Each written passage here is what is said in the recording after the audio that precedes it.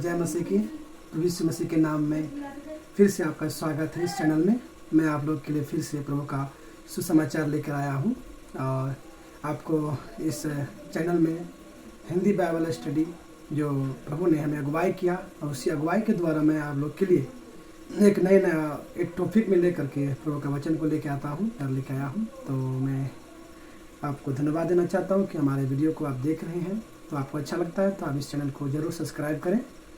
तो मैं आज का विषय है कि मनुष्य कहाँ व्यस्त है, इसीलिए आज इस टॉपिक में हम बात करेंगे कि मनुष्य, संसार के जितने भी मनुष्य हैं, परमेश्वर ने अपने स्वरूप में जो बनाया, हम उस मनुष्य की बात कर रहे हैं। तो उस मनुष्य अभी कहाँ पर व्यस्त है? उस सृजनहार की खोज में व्यस्त हैं या संसार के तमाम चीज़ों पर व्यस्त है? तो हम उसके बारे में आज सीखेंगे, वो भी परमेश्वर के वचनों से और जीवित वचनों से हम बात करेंगे। और बोलने वाला हमारा मुंह है, परंतु जो भी बातें निकलेगी वो पवित्र आत्मा के द्वारा बातें करेगी। इसीलिए आप इसे ध्यानपूर्वक सुने और इस विषय पर हम बात करेंगे। पहला एक वचन हम निकालेंगे, मैं रोमियो की पुस्तक उसका 8 का 8 पद हम पढ़ेंगे। यहाँ पर लिखा है इस प्रकार से, और जो शारीरिक दशा में है वे परमेश्वर को प्रसन्न नहीं कर सकते। हालेलुया। इस वचन से हम बात करते हैं और इस वचन में हमें बताना चाहते हैं कि जो शारीरिक दशा में है वो परमेश्वर को खुश नहीं कर सकते हैं, क्योंकि अभी संसार के लोग, जितने भी संसार के लोग हैं, वे सारे लोग अभी वो शारीरिक दशा में जीवन को बिता रहे हैं।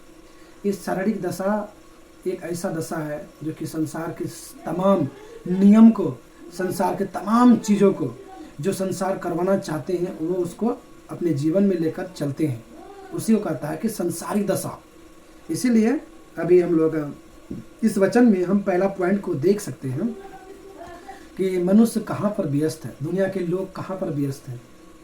वो पहला पॉइंट है कि वो शारीरिक दशा में व्यस्त है। Praise the Lord. और हम दूसरा वचन हम देखेंगे जो कि आपको मिलेगा यूहन्ना की पुस्तक 15 का उसका 5 पद मैं आपके लिए पढ़ देता हूँ। जो शारीरिक दशा में है, व्यस्त रहते हैं, तो परमेश्वर उसकी, मैं दाखलता हूँ, तुम डालियाँ हो, जो मुझ में बना रहता है और मैं उसमें, वो बहुत फल लाता है, क्योंकि मुझसे अलग होकर तुम कुछ भी नहीं कर सकते। Praise the Lord. यहाँ पर दूसरी बात जो हम देखें, वो दूसरी बात यो है कि संसार के लोग जो परमेश्वर से बना वह मनुष्य के बातों में व्यस्त हैं। वो मनुष्य के चीज़ों की और मनुष्य की वो जितने भी मन गढ़ंत बातें हैं उस पर वो व्यस्त है। परमेश्वर की चीज़ों पर वो व्यस्त नहीं है। इसीलिए वो संसार की तमाम चीज़ों में वो फलवंत है, लेकिन उसका आत्मा नरक की हो जाती है। परमेश्वर के वचन साफ साफ हमें बताते हैं कि आप सारे जगत को प्राप्त कर लीजिए, लेकिन आपका आत्मा और आपका प्राण हानि उठाता है तो उससे कोई लाभ नहीं है। Praise the Lord. और तीसरा वचन हमें मिलेगा जो कि हम देखेंगे, पहला यूहन्ना 2 का 15 पद। पहला यूहन्ना 2 का 15 मैं आपके लिए पढ़ देता हूँ। तुम ना तो संसार से और न संसार में की वस्तुओं से प्रेम रखो। यदि कोई संसार से प्रेम रखता है तो उसमें पिता का प्रेम नहीं है। Praise the Lord. यहाँ पर जो तीसरी बात जो हम लोग देखते हैं, वो तीसरी पॉइंट क्या है कि संसार और वस्तु से संसार के मनुष्य जो हैं वो व्यस्त हैं। इसीलिए परमेश्वर की चीज़ों पर वो मन नहीं लगा पाते हैं। तो आप जब इस टॉपिक को देखे होंगे तो आप सोचे होंगे कि ज़्यादातर लोग तो मोबाइल में व्यस्त हो जाते हैं। Praise the Lord. मोबाइल अपनी जगह में सही है, उसे इस्तेमाल करने वाला सही होना चाहिए। इसीलिए जो है हम इस वचनों के द्वारा सीख सकते हैं। तो तुम ना तो संसार से और ना संसार की वस्तु से। अभी संसार के लोग क्या कर रहे हैं?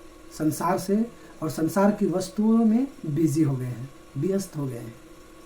तो संसार के हर एक तमाम चीज़ों पर वो व्यस्त हो गए हैं, लेकिन उस चीज़ों को बनाने वाला पर व्यस्त नहीं हो पा रहे हैं। इसीलिए उसके लिए टाइम नहीं है, उसके लिए समय नहीं है।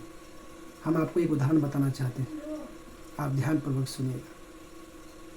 जब मोबाइल आपका 1% चार्ज होता है तो आप सोचते हैं, जब बिजली कट जाती है तो आप सोचते हैं कि खास हम मोबाइल को चार्ज कर लेते तो कितना अच्छा होता।